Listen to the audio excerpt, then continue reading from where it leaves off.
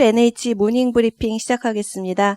첫 번째 순서로 주간 투자 전략 발표해 주세요. 네, 안녕하십니까. 최근에 외국인 투자자들의 자금 유입으로 코스피 지수의 상승세가 지속이 되고 있습니다. 외국인은 11월 들어서 코스피를 5.3조 원, 그리고 코스닥을 3천억 원 가량 순매수하는 모습을 나타내고 있는데요. 최근에 이 이머징 시장에 골고루 투자하는 GEM 펀드에 미국 대선 이후에 자금 유입 강도가 더 높아지는 추세를 보이고 있습니다.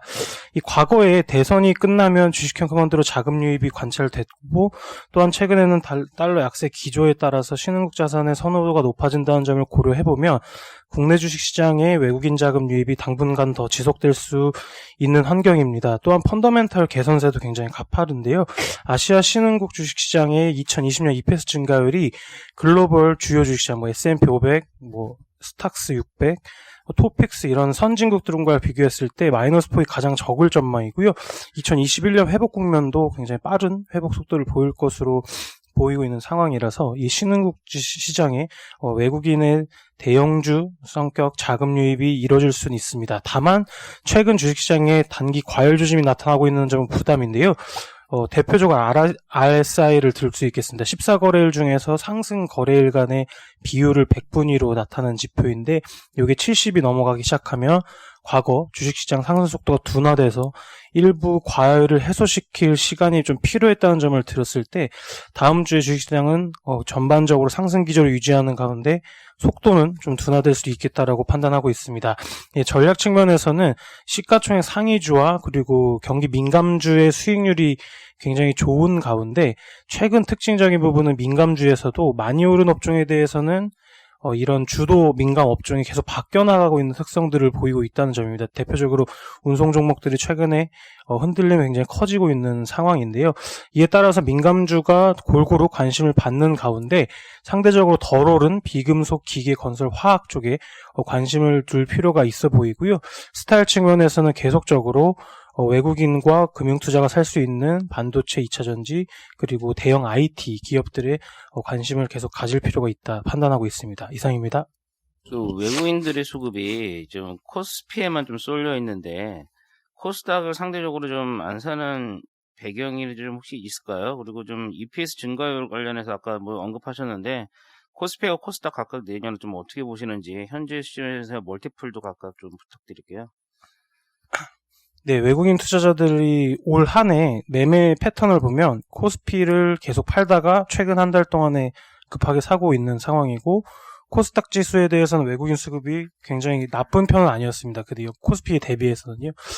코스닥 지수에 쏠리는 외국인 투자자들의 자금이 어디로 가는지를 자세히 뜯어보면 시젠이라든지 이런 백신이 아니라 치료 검사 장비 관련된 종목들에 집중이 됐던 바가 있는데요. 지금 외국인들이 코스닥을 실제로 나쁘게 보는 건 아닌 것 같은데 지금 스타일 측면에서 이 치료제 백신이 좀 각광을 받는 시기다 보니까 아마 이 코스닥 상위 종목들에 대해서 상대적으로 나쁘게 이렇게 반응이 되는 것 같습니다. 또 외국인 투자자들이 보통 코스피 200이나 아니면 MSCI 같은 인덱스를 위주로 투자를 하기 때문에 바스켓을 투자하기 때문에 상대적으로 이런 바스켓이 알려지지 않은 코스닥 지수가 좀 덜 좋은 상황이라고 볼 수 있겠고요. 그리고 EPS를 질문해 주셨는데 지금 코스피 EPS 증가율은 바닥을 확인하고 올라서기 시작한 지 한 두세 달 정도 지난 상황이고 또 이익 수정률, 이 이익 추정치가 상향되는 종목의 비율도 코스피 종목들이 굉장히 높아지고 있는 편입니다. 그래서 올 2020년 EPS 증가율 같은 경우는 코스피 그리고 아시아 시장 같은 경우는 한 1%대 하락이 전망이 되지만은 2021년이 되면 기저 때문이라도 굉장히 빠르게 증가분이 나타나고 있다 이렇게 볼 수 있겠고요. 따라서 이 멀티플에 대한 부담도 코스피는 좀 낮아질 수 있습니다. 다만 코스닥 같은 경우는 상장 종목 중에서 이 추정치를 갖고 있는 종목 수의 비율이 워낙 낮기 때문에 아마 EPS 같은 것으로 추정하기는 좀 쉽지 않겠지만은 현재 멀티플 부담은 15에서 17배 사이에서 왔다 갔다 하고 있는 추세라고 볼 수 있겠습니다. 저희 하우스부랑이 약간 안 맞을 수도 있는데 지금 어쨌든 간에 역대 최고치 수준에 좀 근접해 있는 상황에서 외국인들 수입 세지면은 오히려 좀 신고가에서는 탄력이 더 좀 좋아지잖아요. 좀 결국 좀 고점 돌파 이후에 오버슈팅 가능성도 염두에 둬야 되는 거 아닌가요? 전략적인 측면에서 보면. 네, 뭐 주식시장이나 뭐 환율이나 모든 자산이 다 오버슈팅의 가능성이 있기 때문에 전망과 조금 달라질 수 있는 측면도 있습니다. 이 과거의 코스피가 고점을 형성했을 시절을 떠올려 보시면은 그때랑 지금이랑 이 이익이나 기업들이 벌고 있는 돈은 거의 엄청 큰 차이가 있거든요. 지금은 유동성에 계속 기반한 시장이고 뭐 연준이라든지 이런 통화 정책에 기대한 바가 더 크고 내년에 있을 재정 부양책들 지금 있는 것들은 기대감이 좀 많이 반영이 된 상황이기 때문에 펀더멘탈은 이 과거 2017년 1월에 기록했던 이 고점 대비해서는 좀 미약한 것이 사실이고요. 저희가 뭐 오버슈팅까지 고려해서 말씀드리기는 좀 어려운 상황인데 외국인 자금이 유입이 들어오고 이런 것들은 뭐 말씀하신 대로 방향성이 좋게 보실 수는 있을 것 같습니다. 다만 아까 말씀드린 대로 최근에 이 과열 지표들이 워낙 좀 많이 과열이 됐기 때문에 이것을 해소할 시간은 좀 필요하다고 생각이 들거든요. 한 뭐 보름에서 한 달 정도는 필요할 것 같거든요. 그 연말이 뭐 다가서게 되면 배당 노린 자금들도 유입이 되면 방향성 측면에서는 뭐 좋게 보실 수 있을 것 같습니다. 다만 이 레벨 자체는 이 과거보다는 지금 이미 오버슈팅 나오고 있는 상황이다 이렇게 보실 수 있겠습니다. 매수 규모로 보면 어쨌든 최근 한 2, 3일간은 그 강도가 좀 약해지고 있는 상황이잖아요. 막 4, 5천원씩 사다가 외국인 말씀이시죠? 예. 네. 좀 앞으로 저희가 과거 데이터를 통해서 보면은 한 들어올 수 있는 규모라든지 뭐 이런 부분들은 좀 가늠이 될까요? 외국인 그 차트 하나 보시면요. 그 다음 페이지에 6페이지 차트 봐주시면요. 오른쪽 그림인데 이게 GM 펀드인데 우리나라 여기서 한 12% 정도 비중이 됩니다. 이게 2018년부터 2019년 1년 동안 산 금액을 누적해서 보시면은 한 거의 한 800억 달러까지도 이게 유입이 되는데 이 그림만 봐주시면 지금은 일단 외국인들이 들어오기 시작한다고 장기적으로 봤을 때 이제 초입 국면이고요. 그래서 뭐 패턴이라든지 과거에 샀던 것들 고려해보면 이미 뭐 살 수 있는 거는 좀 더 많이 남았다. 저희 전략 쪽에서는 외국인들이 올해 27조를 팔았기 때문에 최소 10조 정도는 되돌릴 거다라는 뷰를 좀 갖고 있는 상황입니다. 근데 최근에 외국인 투자자들의 자금 유입 속도가 줄어들고 있는 것은 이 선물 시장에는 그대로 들어오고 있거든요. 현물에서 주는 것은 아무래도 과열 쪽을 좀 보는 것 같아요. 지금 삼성전자나 일부 종목들 같은 경우 다 지금 아까 말씀드린 RSI 70% 다 넘고 있거든요. 그런 것들을 좀 너무 급등한 상황이기 때문에 아마 투자자들이 좀 과열을 해소할 시간을 기다리고 있지 않을까. 반면에 선물 시장에서 외국인 투자자 자금 유입은 계속 유지가 되고 있다. 이렇게 정리할 수 있습니다. 네, 다음 해외 주식으로 넘어가도록 하겠습니다. 융기실리콘 조철군 연구원. 네, 융기실리콘은 저희가 글로벌 스탁스10에서 추천드리고 있는 종목인데요. 투자 의견 바이와 목표 주가 86.12위안으로 커버리지를 개시합니다. 목표 주가는 2021년 EPS 전망치에 피어 기업 평균 수준인 타겟 PER 27배를 적용해서 산정했으며 현재 주가 대비 약 32.9%의 상승 여지가 있습니다. 동사는 단결정 인고부터 시작해서 태양광 발전소 운영까지 수직 계열화를 이룬 글로벌 1위 태양광 기업인데요. 기존에는 이제 웨이퍼 사업에 주력을 하다가 최근에는 셀과 모듈 캐파까지 빠르게 확장하면서 2022년 기준으로 글로벌 태양광 웨이퍼와 모듈 시장 점유율 각각 50%, 28%에 달할 것으로 전망합니다. 과거 글로벌 태양광 시장은 유럽이 이끌었는데 향후에는 중국을 포함한 미국과 일본, 인도 등의 시장도 빠르게 성장하면서 태양광 수요를 견인할 것으로 전망합니다. 중국의 14차 5개년 계획 기간에 비화석 에너지 비중을 18%에서 20%까지 이제 상향 조정할 전망인데요. 저희는 19%를 가정해서 향후 5년간 연평균 설치 규모가 63.4기가와트에 달할 것으로 전망합니다. 코로나19 영향으로 올해 태양광 프로젝트 개발은 글로벌 태양광 프로젝트가 좀 다소 지연되어 있는데요. 2021년에는 이연 수요까지 집중되면서 글로벌 신규 태양광 설치 규모가 161기가와트까지 달할 것으로 전망합니다. 이에 따라서 글로벌 수요가 빠르게 증가하고 있는데 동사의 점유율 확대에 따른 실적 성장이 기대됩니다. 이상입니다. 네, 다음 엔디비아 도연우 위원. 예, 어제 미국의 엔비디아 실적이 나왔습니다. 영업이익이 20억 달러 기록해서 32% 전분기 대비해서 증가했고 컨센서스 10% 상회했습니다. 실적이 잘 나왔고요. 부문별로 봤을 때 데이터 센터도 괜찮았지만 그 게이밍 쪽에서 RTX 3000 시리즈라고 그 신제품이 발표됐는데 이게 최근에 시장에서 제품을 구하기 어려울 정도로 판매가 상당히 좋기 때문에 실적이 잘 나왔다 이렇게 보시면 될 것 같습니다. 데이터 센터 부분은 이제 본사보다는 4월달에 인수한 멜라녹스라고 네트워크 장비 업체가 실적을 좀 많이 주도를 했습니다.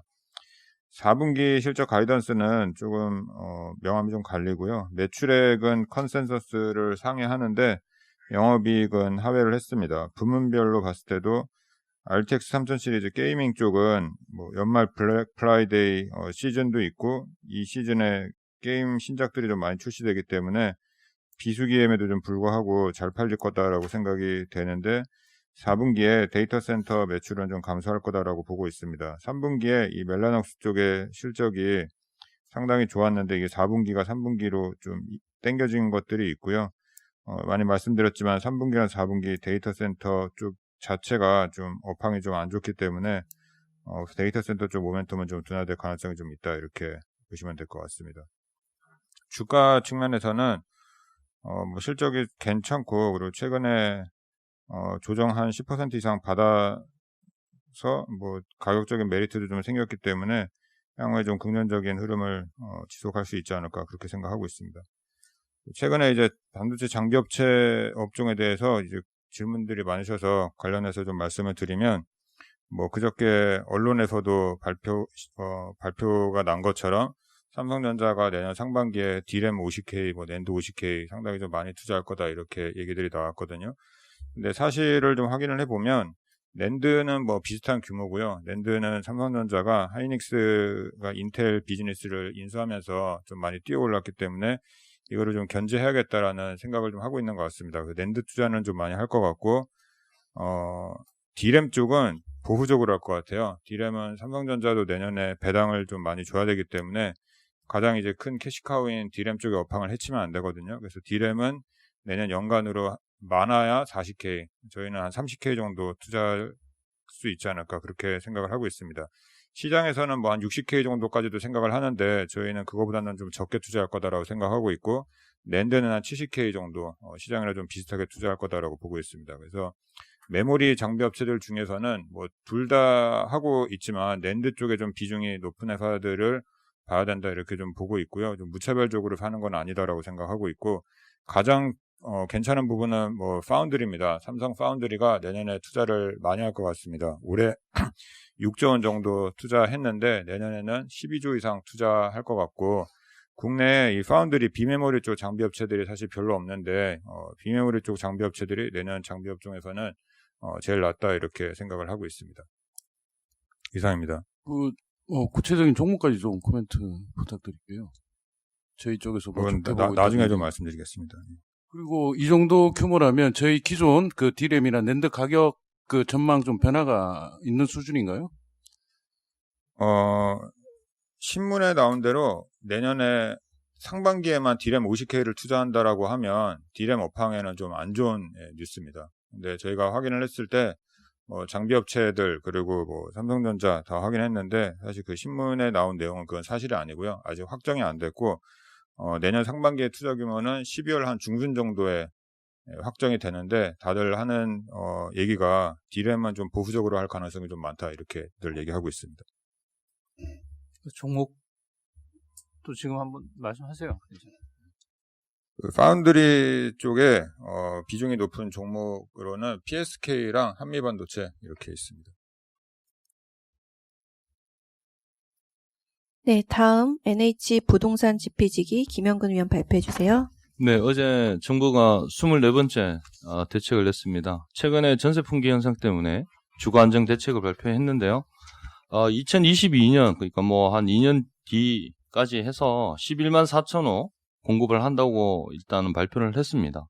그래서 내년 상반기에는 전국에 4만 9천 호, 그리고 뭐 내년 하반기에는 서울 주변에 있는, 그러니까 뭐 상가라든지 호텔, 뭐 오피스, 숙박 이런 부분이 공실이 발생하는 거를 리모델링을 통해서 2만 6천 호를 공급할 거라고 생각을 하고 있고요. 22년에는 신축을 매입해서 뭐 이렇게 한다 이래 나와 있습니다. 결과적으로 뭐 11만 4천원을 공급하는 것은 현실적으로 불가능하다고 보고 있고요.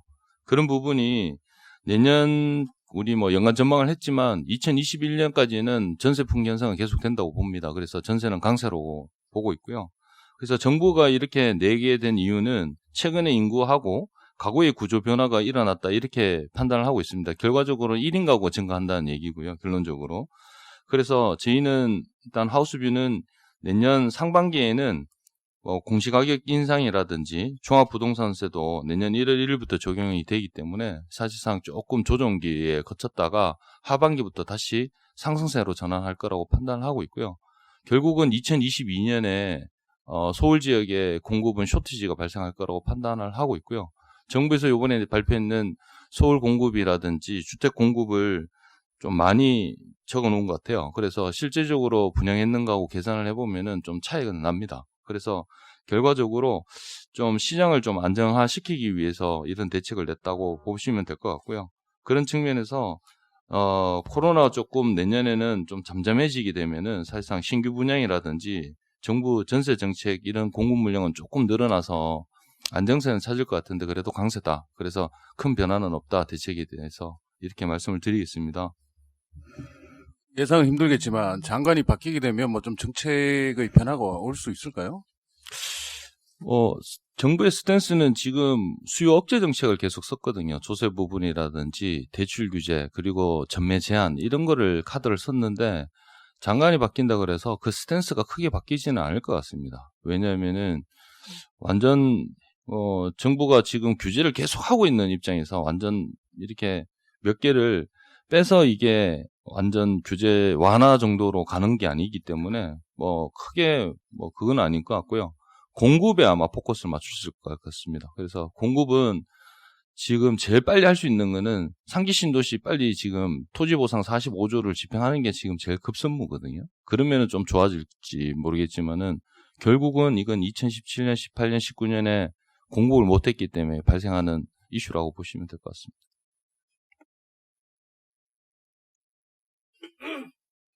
네, 두산솔루스는 자료로 대체하도록 하겠습니다. 이상 준비된 자료 발표를 마치겠습니다.